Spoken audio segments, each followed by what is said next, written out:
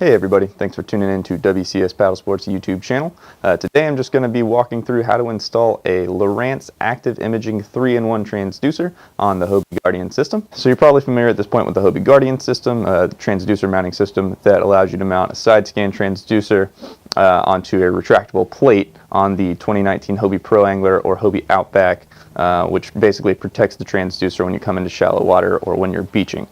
This works really well with a lot of transducers that are plug and play from Lowrance and Humminbird, but there are some other transducers that aren't. For example, some of the larger Garmin transducers, and in this particular case, the Lowrance Active Imaging Transducer, which is just very big and doesn't fit easily to the system. So all we're going to do here is cover a little bit of the basic install on the Guardian system, and then cover the modifications that we did to make that active imaging transducer fit. Alright, so we're going to kind of speed through the basics here, but to get started you just need to get under the boat with a screwdriver. There are 3 screws, one at the very front of the transducer plate and then 2 on either side of the back. And those are what holds the Guardian plate in there. Once you've got that off, there are 2 screws at the front that hold this little kind of placeholder plate in there. And then in your kit with your new Outback or Pro Angler, you'll have this little adapter. This is for some of Lowrance's other side imaging transducers. We're just going to use it in this case to kind of protect the front of this active imaging transducer.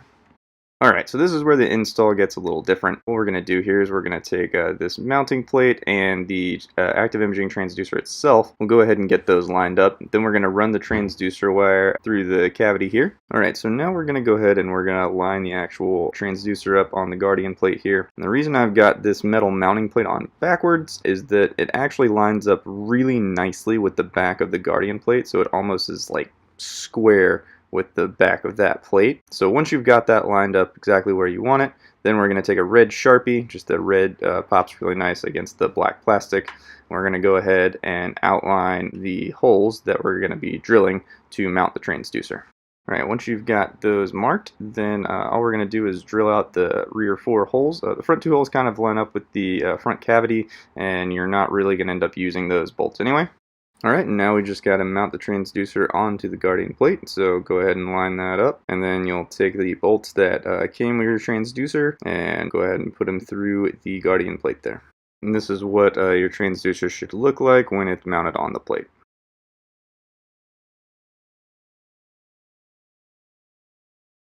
So next you want to go ahead and remove these 6 screws around the outside. These are what keeps the Guardian transducer plate from moving up and down, so removing these is what allows you to use that retractable movement.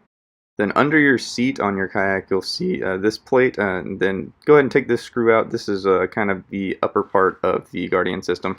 And after that you'll go ahead and feed your transducer wire up through the cavity in the bottom of the boat. Now we're going to head back under the boat, and we're going to go ahead and mount that transducer plate back onto the bottom with those same 3 screws we took it out with earlier.